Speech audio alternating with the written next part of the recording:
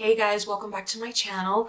Don't forget to like, comment, and subscribe because that is how I interact with you. Ding that notification bell because then you'll never wonder when I'm posting another video. Okay guys, this is going to be another celebrity story from my book of shadows. So today's celebrity shadow story is going to be about Christopher Reeves.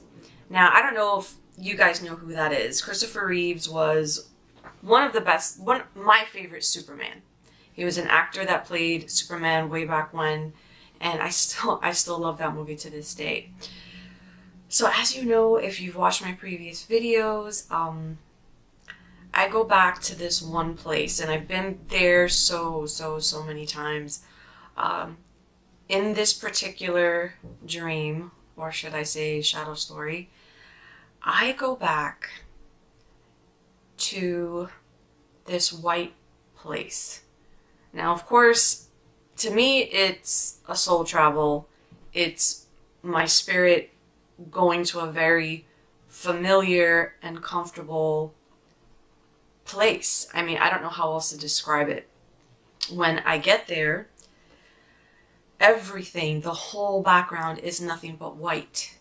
And I've been there many times. I have a lot more stories to share, so you'll probably hear about that white space a lot. But this is the first time I guess you've ever actually heard me mentioning the white space.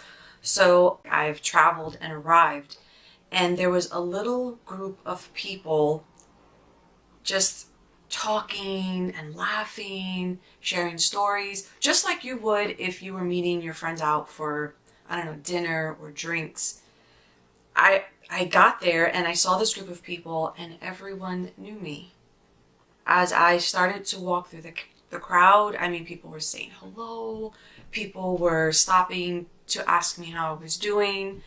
I had conversation after conversation, and I was a little confused because I think that we do go home. I think that we're able to, at times of high stress, or if you're depressed, or if you're really sad, you're allowed to go home. And we don't know we can do this. Obviously, not a lot of people know that they can soul travel, so how do you know you can go back home? And I had this dream at a time when, I want to say that night, I was not happy. I was very upset, lost. I mean, I didn't know what to do next. I hated my job, you know, so a lot of nights I would go to bed feeling just, I don't know, like something was missing.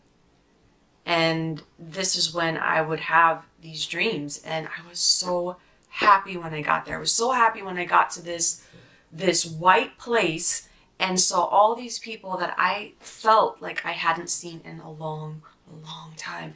And I felt at home, and I felt happy, and I felt like I belonged, and all these people were talking to me. I can't tell you what conversations I had because I can't remember a lot of the conversations.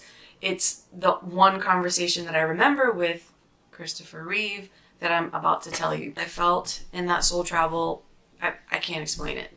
Like I said, it was just a feeling of being a part of something, belonging, having friends, being loved, being cared for. That's what it felt like. So I'm just walking through the crowd, and who do I see in the middle of the crowd? I see Christopher Reeve. And it was just instinct what I did next. Mind you, I don't know why I did it. Whenever I went to those places, it was like I said, like I should have remembered, like I should have known. It was familiar, but I didn't have facts and details.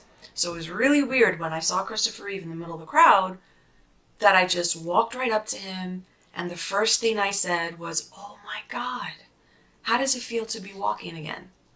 And wouldn't you know, I had this dream. It was shortly after I heard that he passed away. And I was pretty sad about it, but you know, you hear a celebrity passing, even if they're your favorite celebrity, and you kind of forget about it.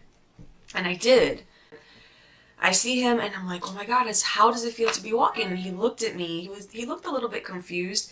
And what he looked like to me, he seemed to be dressed like he was dressed. I don't know if you've seen the second Superman series with Christopher Reeves, when he tells Lois Lane that he is Superman, and then they get together, and it's when the world goes to shit, and everything is in chaos, and he's no longer Superman because he gives up his powers. And they go to the cafe, and he's got like a khaki sports coat, and he's got slacks on, and his hair is like normal, and that's what he looked like in the dream. And I remember he had his hands in his pockets, and he was just looking down at me, and he says, you know, I'm getting used to it. And he looked a little out of it. He looked like he had just recuperated from something, and I'm assuming that he was just over recuperating, getting his legs back from, you know, breaking his neck and being in that quadriplegic, you know, state that he was in when he was alive.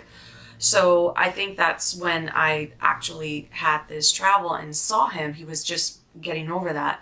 And even when you pass, if you have a really bad, or at least this is what I was told, when you have a really bad disease or a sickness or an illness that has debilitated you here, where you can't speak or talk or walk or whatever, you do take a little bit of time to rehabilitate once you go back home.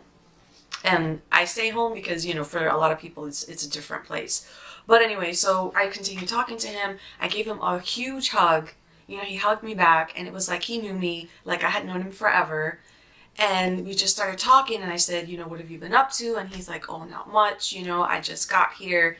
And I was like, have you seen so-and-so? And have you seen this person? Have you seen that person? And he was like, no, I haven't seen this person or that person. I did ask, you know, how did it feel to be walking? And then he was like, yeah, I'm getting used to it. I'm walking around. And he said it felt really good to be on his own 2 feet again.